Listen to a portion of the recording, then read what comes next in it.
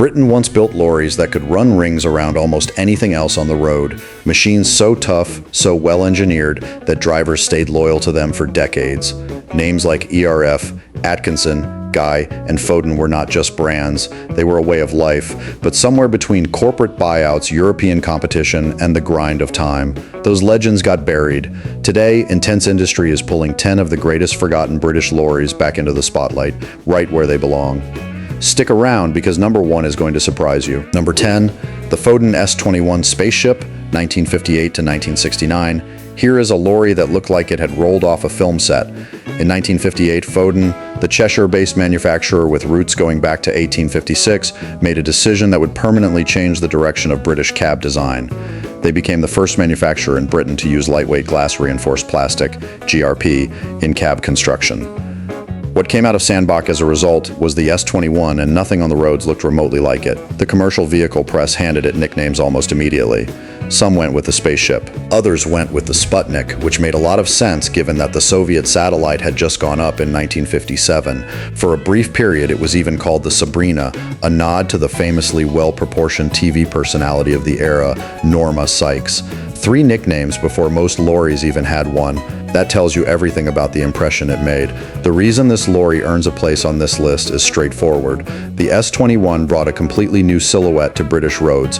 That rounded GRP cab, with its unusual profile and forward-thinking aerodynamic shape, had never appeared on a production British lorry before. Foden had leapt ahead of every single competitor in the country with one design decision. It ran Gardner and Foden 2-stroke diesel engines, served fleets in brewing, construction, and general haulage, and stayed in production until 1969. The tilting GRP cab concept Foden pioneered went on to influence the entire industry, but the S21, the one that started all of it, has been almost entirely forgotten. That needs fixing. Number 9, the Seddon 2486 LX, 1958, late 1960s. Not everyone has come across the name Seddon. That is genuinely a shame. Seddon Motors of Oldham was founded in 1937 by Robert Seddon, who had spotted something most manufacturers missed, a gap in the market for lightweight, low-cost diesel lorries built around proven proprietary components. Keep the weight down, keep the price sensible, and let the operator turn a profit. It was a simple formula, and for years it worked brilliantly. For most of its early life, Seddon concentrated on lighter 4- and 6-wheel lorries, so when the company stepped into the 8-wheeler market in 1958, the industry sat up and took notice. Their DD8 and SD8 models, with the standout example being the 8-wheel rigid designated the 2486 LX, were a genuine revelation. Buyers could specify either a Gardner or a Cummins diesel, which was real choice at a time when most manufacturers told operators what engine they were getting, whether they liked it or not. The long wheelbase version stretched to 17 feet 9 inches. The short version came in at 14 feet 6 inches, flexibility built in from day one. What made the Seddon range genuinely impressive was the practicality of it all. Low unladen weight meant higher legal payloads. Higher payloads meant more money per trip. In the real world of British haulage, that was the only number that truly mattered. Seddon later merged with Atkinson in 1970, forming Seddon Atkinson before International Harvester moved in. But those original independent Seddon 8-wheelers from the late 1950s and early 1960s represent a quietly brilliant chapter that history has largely walked straight past. Number 8, the Guy Big J Series, 1964 to 1982. Guy Motors deserves considerably more respect than it currently gets. Founded in 1914 by Sidney S. Guy, the company spent decades building everything from lorries to trolley buses, and it wore its famous red Indian head radiator cap with the slogan "Feathers in our cap" as a badge of quality that drivers recognized and trusted. That mascot, introduced in 1934, became one of the most recognizable symbols in British commercial vehicle history. By 1961, Guy had run into serious financial trouble, partly the result of the Wolfrunian bus proving to be a commercial disaster, and partly due to a loss-making South African operation that was draining the company of around £300,000 a year. Sir William Lyons of Jaguar Cars stepped in, bought the company for £800,000, rationalized the workforce, trimmed the model range, and steadied the ship. What came out of that recovery was the Big J, introduced in 1964. It was a forward control heavy lorry in several configurations, the 4-wheel Big J4 and the 8-wheel Big J8 being the most prominent. Gardner and Cummins engines gave operators genuine options, and the cab was shared with other Jaguar Group vehicles. The Big J was fast, dependable, and very well regarded by drivers and hauliers who understood what they were looking at. These were proper working trucks that got on with the job without any drama. Guy Motors was absorbed into British Leyland in 1982, and the Big J name went with it. But across the 2 decades it was on the market, the Big J quietly built one of the best reputations of any British lorry of its era, and operators who ran them knew it. Number 7, the Bedford TK, 1960-1984. If any lorry on this list deserves the title of most overlooked, despite being absolutely everywhere, it is the Bedford TK. Bedford was the commercial vehicle arm of Vauxhall, itself owned by General Motors, and based in Dunstable, Bedfordshire. When they launched the TK in September 1960 to replace the aging S-Type, they created something that would go on to reshape medium-weight haulage across Britain and far beyond. The TK covered a wide range of gross vehicle weights and body configurations. In 1962 alone, over 20,000 units were sold. Over the course of its full production run, more than 500,000 TK lorries were sold worldwide. 500,000. Its appeal came down to 3 things. It was easy to drive, easy to maintain, and easy to get parts for. Operators loved it because it never made their lives complicated. The TK was offered in configurations from the lightest KA variants through to the heavier KH and KM versions, and it could be built as a tipper, a platform lorry, a refrigerated van, a fire engine chassis, and dozens of other specialist bodies. There was even a Scammell tractor unit version. Bedford's lorry operations were eventually bought by AWD Trucks in 1987, and production struggled on into the early 1990s before ending in 1992 when AWD went into receivership. The TK itself had been replaced by the TL in the early 1980s, but it actually kept running alongside the newer model as a cheaper alternative. Today, surviving TKs are genuine collector's pieces. When one appears at a truck show, the crowds gather. This is the lorry that kept Britain moving for the better part of 3 decades, and somehow history has been unkind to it. Number 6, the ERF KV, 1954 to 1972. The story behind ERF is one of the great dramas of British industrial history, and it starts with a family feud. Edwin Richard Foden?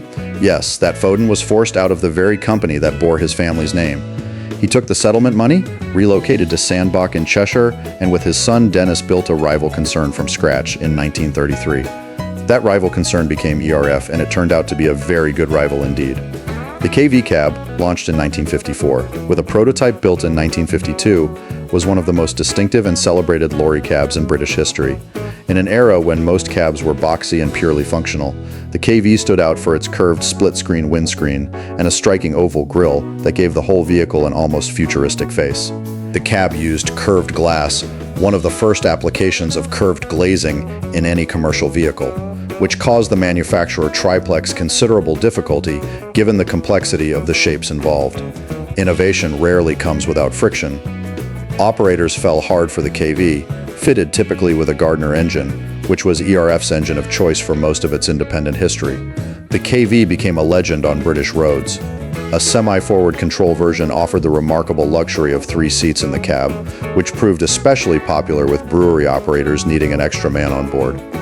ERF also became the first British truck manufacturer to adopt fail-safe spring brakes in 1967, a safety innovation now universal across every heavy goods vehicle in the world. The KV ran until 1972. The surviving examples are prized by collectors and stand as some of the most beautiful lorries ever built on British soil. Number 5, the Scammell Routeman, 1959, late 1970s. Scammell. The name alone carries weight. Pun absolutely intended. Scammell Lorries Limited of Watford had an extraordinary heritage, the world's first frameless tanker in 1926, the 100-tonner heavy haulage vehicle of 1929, and the iconic 3-wheel mechanical horse of the 1930s. For this list, though, the focus falls on one of their less celebrated but brilliantly engineered products, the Routeman 8-wheeler. Introduced in 1959, the Routeman was a forward-control 8-wheeled rigid lorry that became enormously popular in the tipper, bulk tanker, and heavy delivery sectors. The first iteration, the Routeman I, featured a GRP cab with a wraparound windscreen and used Gardner or Leyland engines. Fewer than 100 Routeman I models were built before 1962, making surviving examples genuinely rare today. The Routeman II arrived with a new fiberglass cab designed by Michelotti, the same Italian designer responsible for several Ferrari bodies, which gave it a strikingly modern appearance for the time. The Routeman III appeared in 1968 with a double-drive rear bogie using Albion hub reduction axles and the Leyland Ofoke 680 engine derated to 185 bhp. That double-drive version, designated the Routeman DD, was engineered specifically for tipper work and offered an estimated payload of over 16 tons within the 24-ton gross weight limit. Scammell had become part of Leyland in 1955, which gave the Routeman access to Leyland engines and components throughout its production life. When Leyland was eventually acquired by DAF in the late 1980s, the Watford factory was closed, and the Routeman faded from memory along with it. Number 4. The Thornycroft Sturdy and Nubian. Thornycroft is one of the most bittersweet stories in British commercial vehicle history. John Byrus Thornycroft and Co. of Basingstoke, Hampshire, had been building vehicles since 1896. Their post-war civilian range was both broad and impressive. The nippy 3-tonner, the sturdy 5 to 6-tonner, the Amazon 12-tonner, and the trusty 15-tonner covered a comprehensive spread of the market. But it was their military vehicles that truly defined the company's reputation. During the Second World War, Thornycroft produced approximately 5,000 vehicles for the War Department. Among these was the Nubian, a 4-wheel drive 3-ton truck with a unique automatic front-wheel engagement system that activated whenever the driver selected the low gear range. The first Nubians were delivered to the armed forces in June 1940, and the type remained in service primarily with the RAF until the late 1950s. Over 5,000 Nubians were built at Basingstoke during the war alone. The civilian Sturdy, meanwhile, was a militarized version of Thornycroft's commercial chassis, fitted with a fully enclosed forward control cab and a general service body. Robust, reliable, and loyal to the operators who ran them. The tragedy came in 1961, when Thornycroft was taken over by Associated Commercial Vehicles. ACV was itself swallowed by Leyland in 1962. Leyland already had Scammell for specialist heavy work, and the decision was made to wind down the Basingstoke factory. Vehicle production there ceased entirely in 1969, with the remaining Nubian crash tender production transferred to Scammell at Watford. Thornycroft's 6-speed constant mesh gearbox, one of their finest engineering achievements, lived on in AEC, Leyland, and Albion trucks for years afterwards. The company had given a great deal to British transport and received very little credit in return. Number 3. The Atkinson Borderer. Few lorries have earned the kind of devotion from British truck drivers that the Atkinson Borderer still inspires today. Atkinson's roots go back to a Preston, Lancashire firm that had distributed Sentinel wagons before starting its own manufacturing during the First World War. After a period with steam technology that lasted longer than it should have, Atkinson Lorries, 1933, Limited was reformed as a diesel lorry maker with the Gardner engine sitting at the heart of everything they did. The philosophy was straightforward and effective: assemble the best available proprietary components, Gardner engines, David Brown or Fuller gearboxes, Kirkstall axles, and put them together with genuine craftsmanship. By 1968, Atkinson began giving names to their entire range, and the Borderer became the designation for their 2-axle Arctic tractor unit. It is the model that became immortal. When Commercial Motor Magazine tested a Borderer fitted with a 240 bhp Gardner 8LXB engine at 32 tons gross, the results were genuinely remarkable. Over their demanding Scottish test route, where the average fuel consumption for a 32-tonner was 6.5 miles per gallon, the Borderer returned 7.5 miles per gallon and completed the journey an hour faster than average. Better performance and better economy at the same time. The Gardner engine had done the seemingly impossible. Registered Borderers typically carried names: courageous, resolute, forceful, unapproachable. These were not just words on a cab door. They were expressions of how operators genuinely felt about these machines. Atkinson merged with Seddon in 1970, and the last true Atkinson, a Defender 8-wheel rigid carrying chassis number FC29941, was built at the Walton Lee Dale Works in 1975, going to G&B McCready of Newcastle under Lyme. The Borderer's production ended as Seddon Atkinson branding took over following International Harvester's acquisition, but the legend has never dimmed among those who knew it. Number 2. The Foden S39 Sabrina tractor unit 1970s. After the S21 demonstrated what GRP cabs could do, Foden kept pushing. In 1967, they introduced a revised GRP tilt cab, the S34 in tilting form and the S36 in fixed form, both of which carried the collective nickname Sabrina. In 1970, the S39 variant appeared, refining the design further and representing the pinnacle of the classic Sabrina cab generation. Foden had pioneered the tilting cab concept on a British production lorry back in 1962 with the S24, and by the time the S39 arrived, the design had been honed to a genuinely impressive standard. The GRP construction meant the cab was lighter than a comparable steel cab, corrosion resistant, and crucially, it tilted forward to give full access to the engine. At a time when many British manufacturers were still treating the cab as an afterthought, Foden was building something that drivers actually appreciated spending time in. The S39 tractor units were available with a wide range of powertrains, Gardner 6- and 8-cylinder engines, Cummins units, and Rolls-Royce diesel options. Foden's reputation for meticulous build quality meant these lorries routinely covered hundreds of thousands of miles in service without complaint. Foden continued trading independently until 1980, when they were acquired by PACCAR, the American company that also owned Kenworth and Peterbilt. Under PACCAR ownership, the Foden name continued, but the character of the independent era was slowly diluted. The last Foden lorry was built in 2006. The S39, in its heyday, represented British lorry manufacturing at its confident, innovative best. A well-preserved example at any truck show today is still guaranteed to pull the biggest crowd in the field. Number 1. The ERF EC Series, 1993 to 2002. For the top spot, this is the final act of one of Britain's most remarkable lorry stories. ERF had survived the brutal recession of the early 1980s that had seen production fall from 4,000 chassis a year to barely 1,000. They had fought through the era of continental competition, DAF, Volvo, Scania, pressing hard on all sides, and emerged battered but still building.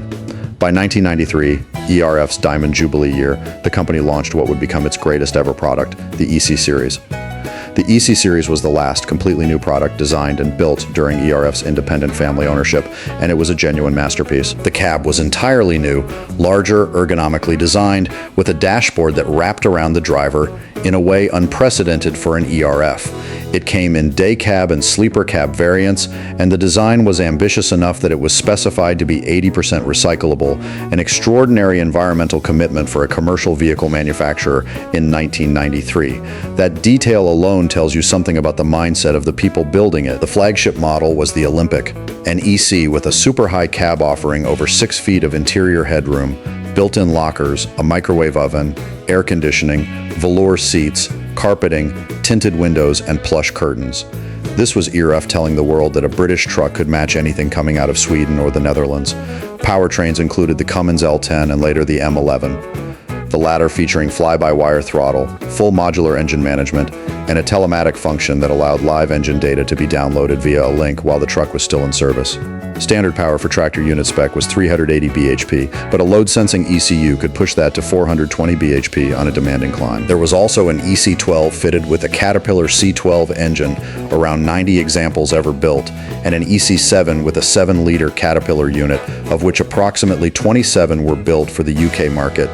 ERF was sold to Canadian truckmaker Western Star in 1996, then passed to MAN in 2000. Fraud was subsequently discovered in ERF's books, and MAN won a substantial legal settlement. The Middlewich factory closed in 2002. The ERF name was finally retired in 2007. The EC Series was the last true British lorry, designed by British engineers, built by British workers, for British hauliers. As one ERF representative told a young enthusiast at a truck show, "If my customer pays 10 bob for my truck, but I give him 20 bobs worth of customer service, I'll always hold my head high with the big boys." That philosophy, that spirit, that extraordinary machine. That is why the ERF EC Series is the greatest forgotten British lorry of all time.